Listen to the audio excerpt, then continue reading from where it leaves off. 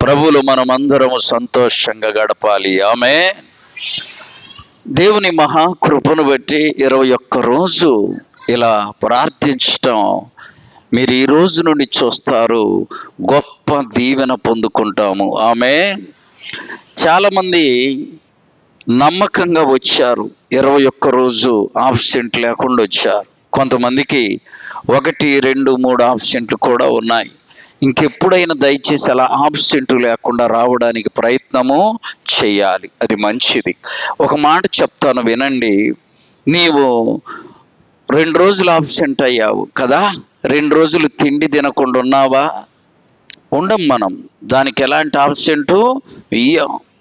ఇంకా కొంతమంది ఏం చేస్తారంటే ఆదివారం బైబిల్ తెరిస్తే మళ్ళా ఆదివారం దాకా బైబిల్ చూడరు, ప్రార్థన చేయరు.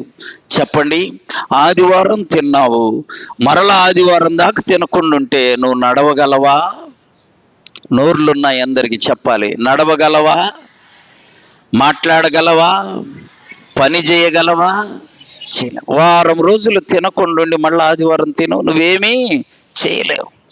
ఆత్మీయ క్రమము కూడా అది నేర్చుకోవాలి మనం.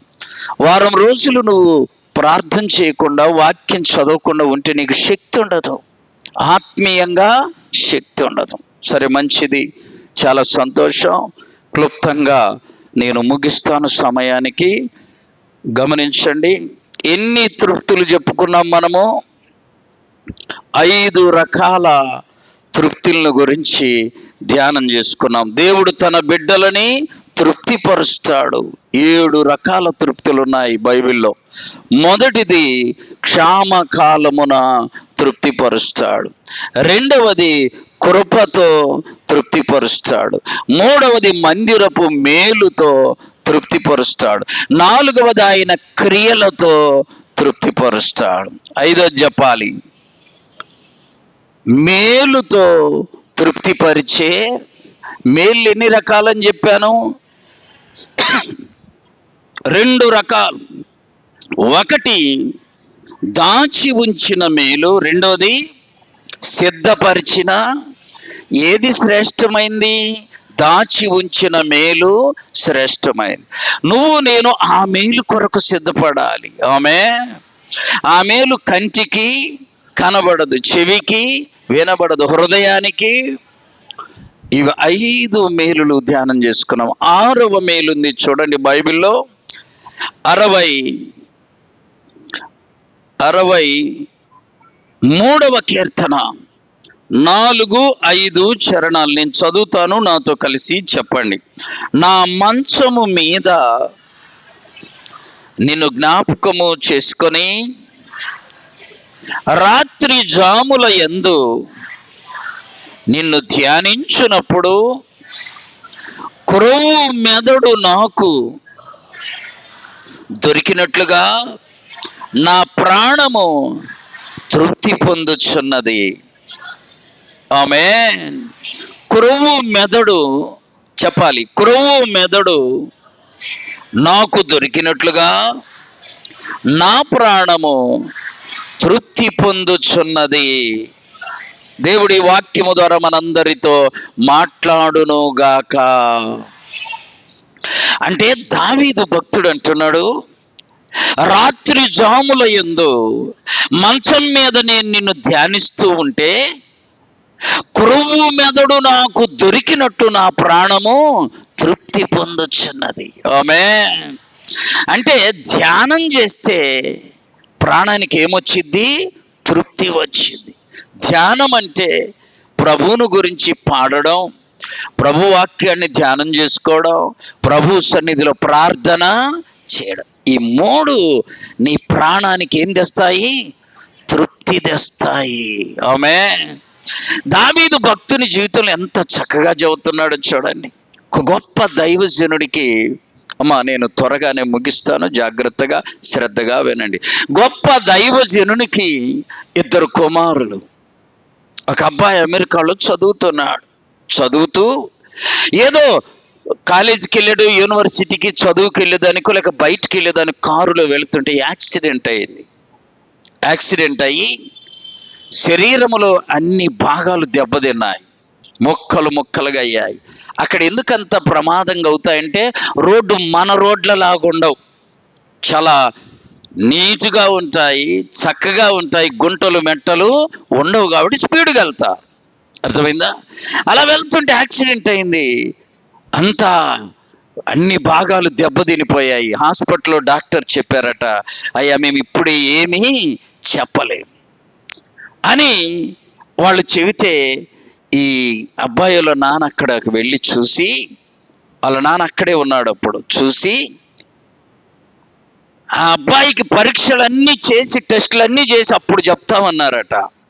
అది ఒక రోజల్లా పడుతుంది. అప్పుడు దాకా అలాగే ఐసీలో పెట్టారు. అప్పుడు ప్రార్థన చేశాడంట, నేను రేపు ఉదయము నీ సన్నిధిలో వాక్యం చెప్పాలి, రేపు ఉదయము నీ మందిరంలో నేను వాక్యం చెప్పాలి ప్రభువా. నేను ఇక్కడ ఉంటే అక్కడ వాక్యం చెప్పే పని ఆగిపోయింది, కాబట్టి నీ పని నేను చేస్తా, నా బిడ్డ పని నువ్వు చెయ్యి ఆమేన్ అని ఆ బిడ్డను ప్రభు చేతికి అప్పగించి ఇండియాకు వచ్చి ఆదివారం వాక్యం బోధించాడంట. వాక్యం అయిపోయిన తర్వాత అప్పుడు దేవుని సన్నిధిలో ప్రార్థన చేశాడంట, ప్రభువా ఇప్పుడు నాకు తృప్తిగా ఉంది. ఆమేన్. ఎలా ఉంది? చప్పట్లు కొట్టి ప్రభువును మహింపరచండి. అదేంటయ్యా, కొడుకు అక్కడ చావు బతుకులుంటే ఇక్కడ నీకు తృప్తి ఏంటి? కొడుకు అక్కడ మామూలుగా లేడు, దేవుని చేతిలో ఉన్నాడు. నేను ఇక్కడ ఆయన పని చేస్తున్నాను, ఆయన పని చూస్తున్నాను, ఆయన నా పని చూస్తాడు. ఇది భక్తి జీవితంలో సంపూర్ణంగా భక్తి ఉన్నోళ్ళకు కలిగే తృప్తి. ఆమేన్. గమనించండి, ఇంకొక గొప్ప దైవజనుడు లండన్ వెళ్ళాలి. లండన్ వెళ్ళాల్సి ఉంటే ఉదయం 9ంటికి విమానం, బయలుదేరారు 6ంటికే. ఇంకొక గంటలు అక్కడికి వెళ్తాం. మనగా మధ్యలో దేవుడు చెప్తున్నాడంటే ఇక్కడ ఆగి, ఇదిగో ఈ బజార్లో ఒక ఆమె భయంకరమైన వ్యాధితో అల్లాడుతుందయ్యా, నువ్వు అక్కడికి వెళ్ళి ప్రార్థన చేసి అప్పుడు వెళ్ళమన్నాడు. ఆయనకున్న అలవాటు మనలాగా 2 మాటల ప్రార్థన కాదు, మోకరిస్తూ 2 గంటల ప్రార్థన, 3 గంటలు ప్రార్థన. ప్రార్థనే ఆయనే ప్రార్థన. సరే, కారునిటి తిప్పమన్నాడు. ఇదేందయ్యా, విమానాశ్రయానికి వెళ్ళాలి మనము, నువ్వేంటి కారునిటి తిప్పమంటున్నావు అంటే, దేవుడు ఇలా వెళ్ళమన్నాడయ్యా. వెళ్ళాడు. ఆ బజార్లోకి వెళితే ఒక ఆమె భయంకరమైనటువంటి వ్యాధితో మంచం పట్టి ఉన్నది. వెళ్ళాడంట, మోకరించండి ప్రార్థన చేయడు. ఆమె మోకరించి 7 గంటలకు మోకరించిన ఆ దైవజనుడు 9ంటి దాకా ప్రార్థన. అక్కడ ఫ్లైట్ 9ంటికి. ఎవరు ఆయన ఆపల, ప్రార్థన అయిపోయింది. ఆ తర్వాత ప్రార్థన చేశాడు, ఆమె బాగైంది, లేవనెత్తాడు, నిలువబెట్టాడు. తిరిగి అదే కారులో విమానాశ్రయానికి వెళ్ళిపోయేసరికి విమానం మన కోసం ఆగదండి, విమానము వెళ్ళిపోయాడు. అప్పుడు అందరయ్యా, నువ్వు అంత సేవ్ చేయకుండా 1 గంట చేసి ఉంటే బాగుండు. ఆయన అన్నాడట, 1 గంట ప్రార్థన చేస్తే నాకు తృప్తి చెప్పండి ఉండదు, 2 గంటలైన ప్రార్థన చేస్తేనే నాకు తృప్తి అని. సరే, మన అందరం వెళ్ళదు అక్కడ మోకరిల్లి ప్రార్థన చేద్దామన్నాడు. ఎక్కడ? విమానాశ్రయములో వెళ్ళారు. అందరూ ఆయన సేవకులు, ఆయన తోటిగా ఉన్నవారు ఆయన కలిసి ప్రార్థన చేస్తున్నారు. అక్కడ కూడా 2 గంటలే. తగ్గేది మళ్ళీ ఈ మధ్య ఒకటి వచ్చింది, తగ్గేది లేదని. తగ్గేది కాదు, ప్రార్థనలో తగ్గేది లేదు. అద్భుతం ఏంటో తెలుసా? వీళ్ళు ప్రార్థన చేస్తూ ఉంటే ఆ విమానములో లండను రాణి, పరిపాలన చేసే రాణి ఆమంట హైదరాబాద్కు వచ్చింది. 2 రోజులు చూసుకుంది. ఆ విమానంలో ఈయన వెళ్ళే విమానంలో ఎక్కి వెళ్తుంది. మధ్యలోకి వెళ్ళేసరికి ఆమె విలువైన వాచి హైదరాబాద్ హోటల్లో మర్చిపోయింది. ఆమె 2 గంటల తర్వాత ఆమెకు గుర్తొచ్చింది. మనలాంటి వాళ్ళు అయితే నోరు మూసుకొని కూర్చో అనుకుంటాం. ఆమె ఏం చేసింది? విమానం వెనక్కి తిప్పండి. విమానం, చప్పట్లు కొట్టి ప్రభువును మహింపరచ. విమానం వెనక్కి తిప్పండి. అమ్మా, విమానం వెనక్కి తిప్పితే ₹1,00,00,000 అయితే కోటింబాతికిస్తా. విమానము చూసారా, వెనక్కి తిప్పారు. విమానం మళ్ళా విమానాశ్రయానికి చెప్పండి గట్టిగా వచ్చింది. వీళ్ళు ఏం చేస్తున్నారు? అప్పటికే ఇట్టబొడిచి అట్టబొడిచి వాడినని ఈయనని ఏడుచుకుంటలేరు. అందరూ మోకరిల్లి, అయ్యా అయ్యా మనం వెళ్ళే విమానం వచ్చిందయ్యా, ప్రకటన చేస్తున్నది ఆ గవర్నమెంట్ ఏమని, ఫలానా విమానం మధ్యలోనికి వెళ్ళి వెనక్కి తిరిగి వచ్చింది. దానికి వెళ్ళవలసిన వాళ్ళు ఎవరన్నా ఉంటే ఇప్పుడు హాయిగా స్వామి కార్యము స్వకార్యం, దేవుని పని జరిగింది, వీళ్ళ పని కూడా జరిగింది. అది అంటాడంట ఆయన దైవజనుడు, నాకు 2 గంటలు ప్రార్థన చేస్తేనే తృప్తి. చెప్పండి ఏంటిది? మనం 2 పాటలు ఎక్కువైనా తృప్తి ఉండదు. ఏంది ఇంకా పాడుతుండ్రు అనుకుంటా. 2 మాటలు ఎక్కువ చెబితే కూడా తృప్తి, ఇంకేంది వదలలేదు అనుకుంటా. మరి ఆ దైవజనుడు అటు 2 గంటలు, ఇటు అబ్బా. ఇక్కడ ఒక్క నిమిషం ఆలోచించండి. నీ జీవితంలో ఎప్పుడన్నా 4 గంటలు ప్రార్థన చేసావా? అమ్మా, 4 గంటలు నోరులే లేవు. తలా ఒక నోరు ఇచ్చాడు దేవుడు, చౌతరంజుడు. 4 గంటలు ఎప్పుడైనా ప్రార్థన చేశారా? ఏముంది ఇందులో? శిక్ష అయ్యారు ఎవరు? చేస్తే చేసినానని చెప్పు, చేయకపోతే లేదని చెప్పు. మరి చేశారా? చేయలేదా? చేయలే. మరి ఆయనలాగా మనకు కూడా కార్యాలు జరగాల, తృప్తి ఉండాలంటే ఎందుకు ఉంటుంది? తృప్తి దేవునిని ధ్యానించుట ద్వారా ఏం కలుగుద్ది? తృప్తి కలుగుద్ది. కాబట్టి దావీదు అంటున్నాడయ్యా, రాత్రి జాముల యందు, ఏ జామైనా పర్లా, నేను నిన్ను ధ్యానిస్తానే, మంచం మీద ధ్యానిస్తానే, అప్పుడు నాకు క్రొవ్వు మెదడు దొరికినట్లు నాకేం కలుగుతుంది? తృప్తి కలుగుతుంది. సహోదరుడా, సహోదరి, ప్రార్థించకపోతే తృప్తి ఉండదు. ఆమె పాట పాడకపోతే తృప్తి ఉండదు. కొంతమందికి గొడవాడకపోతే చెప్పాల, పొద్దున్న లేచి ఒక్కళ్ళనైనా అటో ఇటు అంటే కానీ అదొక తృప్తి. ఉన్నదంతా ఎల్లగక్కాల, అప్పుడు తృప్తి. అది కాదండి.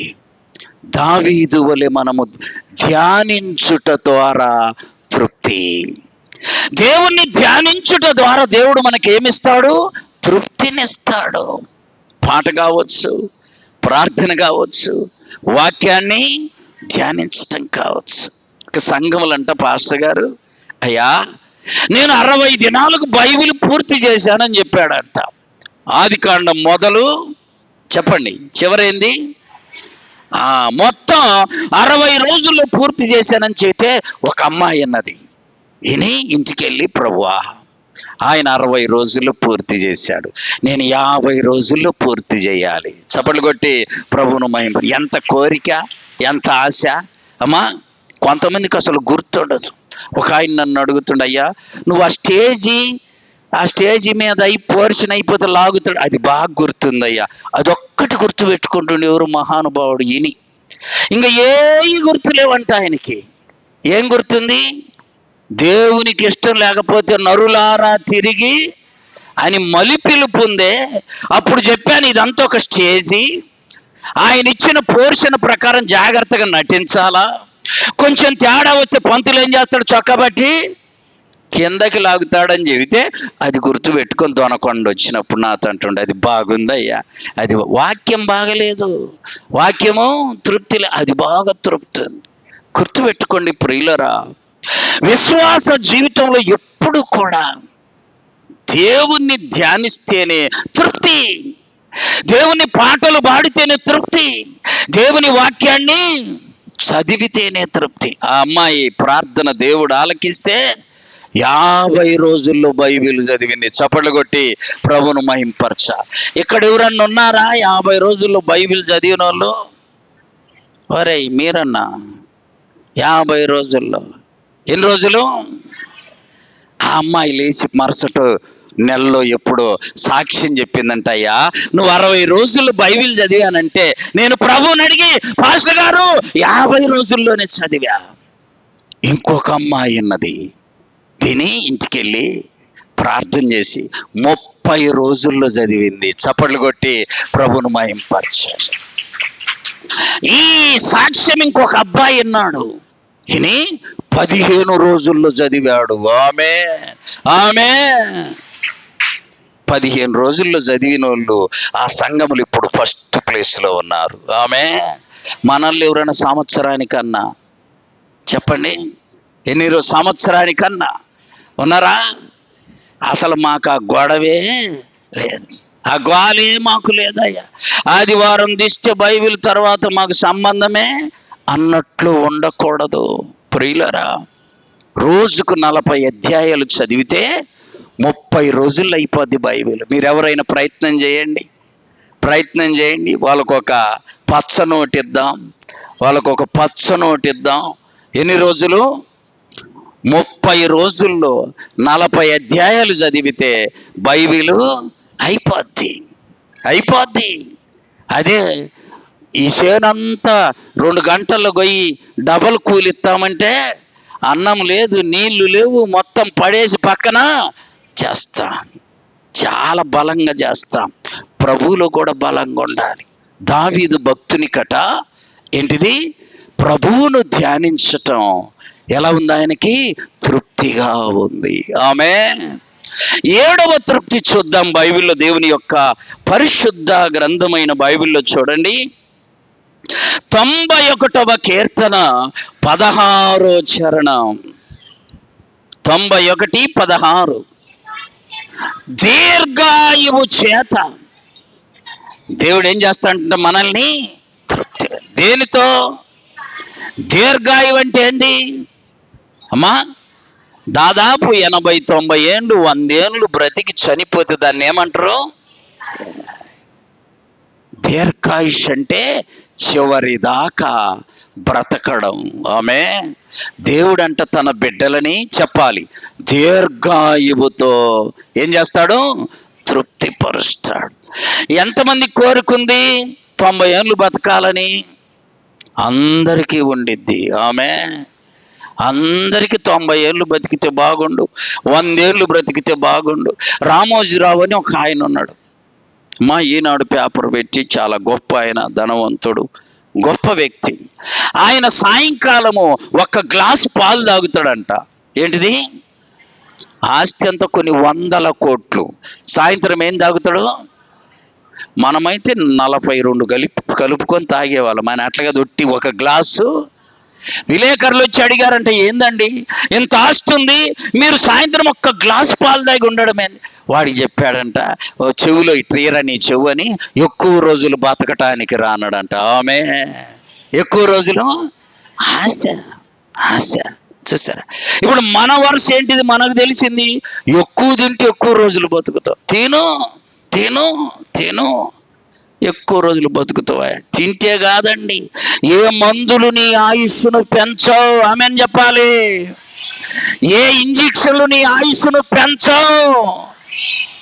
దేవుడు మాత్రమే మన ఆయుష్ను, నోరున్నోళ్ళందరూ చెప్పండి, పొడిగించగలడు. నీ మందులా కాదు, నీ డాక్టర్లా కాదు, నీకున్న ఆస్తి కాదండి. దేవుడు మాత్రమే నీ ఆయుష్ కాలాన్ని. దేవుడు కొంతమంది భక్తులకు అలాంటి ఆశీర్వాదం ఇచ్చారు. చూడండి, ఒక్కొక్కరిని చూద్దాం.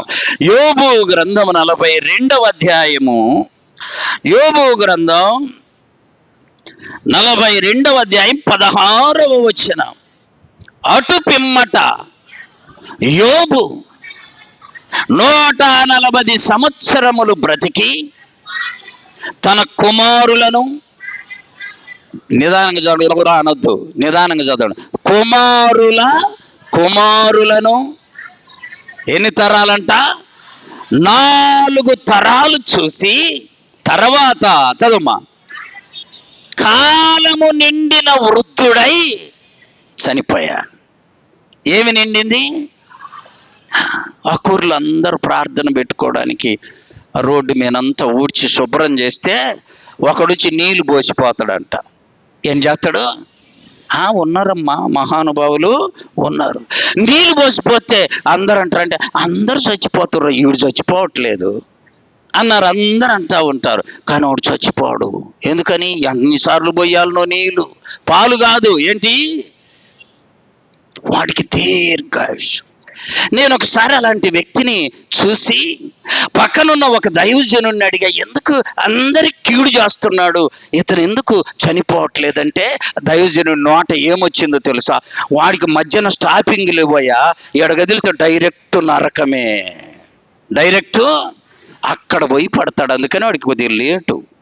మనకు స్టాపింగ్లు ఉంటాయి కదా మధ్య మధ్యలో, అందుకు కాబట్టి అలాంటి వాడికి ఎక్కువ ఆయుష్. లాస్ట్ స్టేజ్ ఏంటంటే వాడు డైరెక్ట్గా వెళ్ళిపోయి నరకములో పడతా.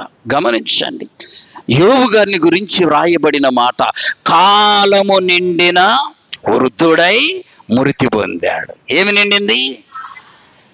కాలం నిండకుండా కాదు, అది దీర్ఘాయువుతో దేవుడు ఆయన్ని ఏం చేశాడు? తృప్తిపరిచాడు.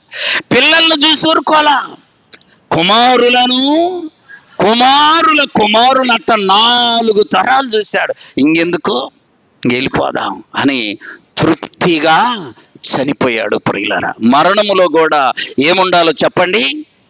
తృప్తి ఉండాలి. మన ఊర్లోకి ఆయన పేరు చేతి ఇప్పుడు పోద్దాడు వార్త, అందుకని చెప్తున్నా.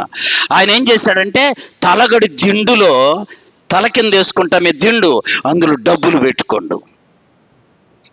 తలగడి దిండులో డబ్బులు పెట్టుకున్నాడు. జబ్బు వచ్చింది ఆయనకి. వస్తే ఆ ఇంట్లో భార్యకు తెలుసుగా ఆడబెట్టింది.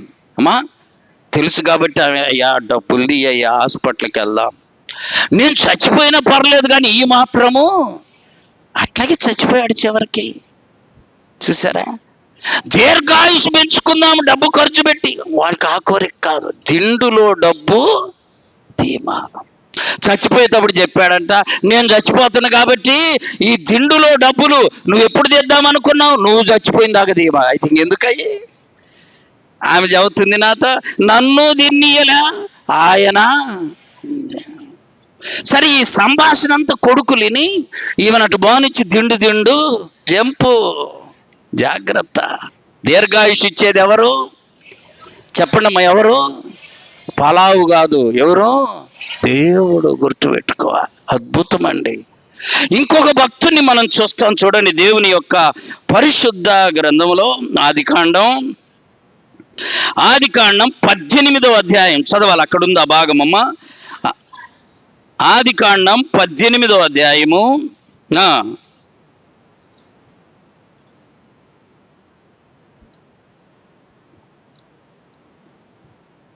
అబ్రహామును గురించి దేవుడు అంటూ ఉన్నాడు. అబ్రహాము ఎన్నో వచనమమ్మా? 25వ వచనమంట. అబ్రహాము నిండు వృద్ధాప్యమునకొచ్చి మంచి ముసలితనమున చనిపోయాడు. ఎప్పుడెప్పుడు చెప్పండి? నిండు వృద్ధాప్యము, తర్వాత మంచి ముసలితనం వచ్చినాక చనిపోయాడు. అది ఆశీర్వాదం ప్రియులరా. మంచి వృద్ధాప్యమును చనిపోతే ఒక కాయ చెట్టున పండి అమ్మా రాలితే తింటే ఎంతో మధురం, రుచి. పచ్చిది కోసుకొని తిను మా, రుచి ఉండదు. అబ్రహాము జీవితంలో కూడా తృప్తి ఏంటో తెలుసా? మంచి వృద్ధాప్యమందు మృతి చెందాడు. అది తృప్తి. ఎవరు కూడా ఏం చెబుతారు? ఇంకేముందులయ్యా, ఆయన పిల్లలను చూశాడు, పిల్లలను చూశాడు, అన్నీ అయిపోయినాయి, అందరికి అన్ని సెట్ చేశాడు, ఇంకెందుకులే చనిపోయిన సంతోషం. చూడండి, దేవుడు తన బిడ్డలని ఏం చేస్తాడు? దీర్ఘాయువుతో, చెప్పాలి, తృప్తిపరిచే దేవుడు. ఏ ఆయువుతో? దీర్ఘాయుష్తో. ఇంకొక భక్తుడు ఉన్నాడు చూడండి, పరిశుద్ధ గ్రంథమైన బైబిల్లో. ప్రియులరా, దేవుని యొక్క పరిశుద్ధ గ్రంథంలో మనం చూస్తాం. కీర్తనలు 39, 4, 5, 6 వచనాలు. యెహోవా నా అంతము ఎట్లుండినది, నా దినముల యొక్క ప్రమాణము ఎంతైనది నాకు తెలుపుము, నా ఆయువు ఎంత అల్పమైనదో. నా దావీదు భక్తుడు, అయ్యా నా దినాలెన్ని, నా ఆయువు ఎలా ఉంది, నా ఆయుష్ అల్పమైనదా ఎంతైనది తెలియచేయ్యా. ప్రియులరా, ఆది కాండము మళ్ళా చూడండి, ఇంకో భక్తుడు 46వ అధ్యాయము 30వ వచనం. 46, 30. అప్పుడు ఇశ్రాయేలు అంటే ఎవరు? మనూర్లు ఇశ్రాయేలా? ఎవరు? యాకోబు. ఆమె ఇప్పుడు మనూరు మొత్తం మీద ఒక్కళ్ళే ఉండ్రు ఇశ్రాయేలు. అవునండి, ఇంకా మనోళ్ళు ఇప్పుటోళ్ళు అసలు ఇశ్రాయేల్ పేరు పెడితే ఒప్పుకోవట్లే. నేను ఎవరికో యేసు రాజు అని పెడితే ఆ పేరు తీసేసిర్రంట. తీసేసి క్లాసు రాజు అని పెట్టిర్రు, మరి ఏం పెట్టిర్రు నాకు తెలియదు. నేనేమో యేసు రాజు అని పెట్టినా, వాళ్ళేమో ఇంకొక పేరు పెట్టారు. ఇశ్రాయేల్ ఎంత మంచి పేరు. మనోటి పెడదామంటే ఇన్రాయ. ఇప్పుడు ఎంతమంది ఉన్నారు మన ఊర్లో? ఆయన కూడా ప్రభు సన్నిధికి వెళ్ళడానికి ఇంక ఇశ్రాయేలీలు అంతా యాకోబులు వస్తారేమో. యాకోబు అంటే మోసగాడు. చూడండి, అక్కడ రాయబడింది, అప్పుడు ఇశ్రాయేలు యోసేపుతో, నీవింకా బ్రతికి ఉన్నావు, నీ ముఖము చూసి తిని గనుక ఇక నేనేమవుతా. అబ్బా, ఎంత తృప్తిగా చెబుతున్నాడు. అంటే యోసేపు చనిపోయాడని చెప్పారు కదా, నమ్మాడు. తిరిగి యోసేపు బ్రతికి కనబడేసరికి అంటున్నాడు, అయ్యా నేను నీ ముఖము చూసా, ఇక నేను హాయిగా ఏమవుతా, చనిపోతా. మనం ప్రభు కృపను బట్టి లోకం ఇడిచేలేకి శరీర సంబంధమైనవి ఏ ఆశలు మనకు ఉండకూడదు. ఆమేన్. ఒకవేళ అవి ఉన్నాయనుకో, ప్రభువుకు చెప్పొస్తాను, నేను మళ్ళా పోయి చూసుకొని రావాలాగయ్యా అని అడిగిపోయి అయినా. అందుకని అన్ని సంపూర్తిగా తీర్చి కాలము నిండిన వృద్ధులమై అప్పుడు మరణిస్తే అది తృప్తి కలిగిన మరణం. ఏ మరణం? తృప్తి కలిగిన. చూడండి, దేవుని యొక్క పరిశుద్ధ గ్రంథంలో మనం చూస్తే ద్వితీయోపదేశ కాండం 34వ అధ్యాయం 7వ వచనం. మోషే చనిపోయినప్పుడు 120 సంవత్సరాలు ఈడుగలవాడు. అతనికి అంటే దీన్ని ఏమంటారు, దృష్టి మాధ్యాన్ని ఏమంటారు, కంటి చూపు తక్కువ. స్పెషల్గా చదువుతారు, ప్యాషన్గా. మన భాషలో చెప్పండి.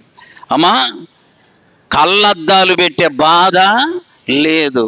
ఆమేన్. చదువుమ్మా. అతనికి బలము తగ్గల. ఇశ్రాయేలీలు మోయాబు మైదానములో మోషేను బట్టి 30 దినాలు ఏడ్చారంట. ఎన్ని రోజులు? ఇప్పుడు ఎవరైనా చనిపోతే ఎన్ని రోజులు ఏడుస్తారు? రోజుల్లో ఎవడు ఏడుతుండు. మధ్యలో తెచ్చి పెడతారు ఆ పక్కింటోళ్ళు, వాళ్ళు వండి, ఇంకా పోయినోడు వస్తాడా లేచి తినమని వీళ్ళకి తినిపిస్తారు తప్ప 10 నిమిషాల ఏడుపు. ఈ మధ్య ఒక ఆయన ధనవంతుడు చనిపోయాడు. ఎవరు? చనిపోతే ఆయనకి ఎవరు లేరు. ఎవరు లేకపోతే చుట్టూ కూర్చొని అందరూ ఏడుస్తుండ్రు. మేమందరం పోయి, ఏంద్రీ ఈయనకి ఎవరు లేరు అన్నారే, ఏడ్చెల్లి వీళ్ళందరూ ఎవరంటే నన్ను పక్కకు తీసిపోయి ఒకటి చెవిలో చదువుతుండో, వాళ్ళందరికి డబ్బులు ఇచ్చి తెచ్చినాం ఏడవడానికి. ఉన్నాయిగా డబ్బులు. ఈ డబ్బులు అంటే ఏడవడానికి తీసుకొచ్చి పెట్టి ఏడిపిస్తా ఉన్నారు. తర్వాత ఆయన పడేసి వస్తే ఒక్కళ్ళు లేరు. ఎందుకని? డబ్బులు తీసుకున్నారు, ఏడ్చిర్రు, ఇంటికి వెళ్ళిపోయారు. అసలు వాళ్ళకు ఈయనకు సంబంధం. మోషేకి ఎన్ని రోజులు ఏడ్చారు ఎన్ని రోజులు? రాను రాను తగ్గిపోతుంది ఈ సంఖ్య. రాను రాను తగ్గిపోతుంది. ఈ మధ్య ఒక్క చోట చదివా, ఏమన్నా తెలుసా? భర్త చనిపోతే ఆ వేదనతో, ఆ బాధతో ఆమె ఏడ్చి ఏడ్చి ఏడ్చి మంచం బట్టి వారములు ఆమె కూడా ఎతికితే కూడా దొరకరయ్య, పోదాం పంటరా, ఎక్కడన్నా ఒకళ్ళు ఉంటారులే. ఆమె చూసారా, అంటే మోషే ఇశ్రాయేలీయులను నడిపించాడని 30 దినాలు ఆయన కొరకు ఏడ్చాడు. యెహోషువ గ్రంథం చివరగా చూడండి, యెహోషువ గ్రంథం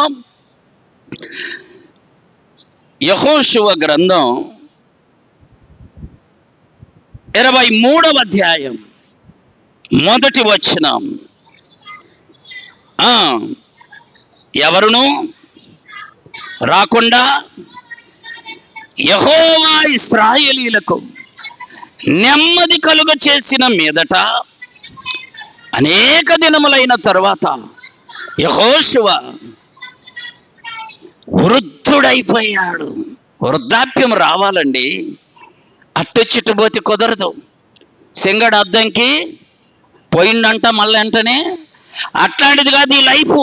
నువ్వు యేసయ్యను వెంబడిస్తుంటే తెలుసా, ప్రారంభము నుండి ఆయన నిన్ను నడిపించి వృద్ధాప్యము వరకు కాపాడే దేవుడు. యెషయాలు అంటాడు, ముదిమి వచ్చు వరకు నిన్ను ఎత్తుకొని వాడను నేనే.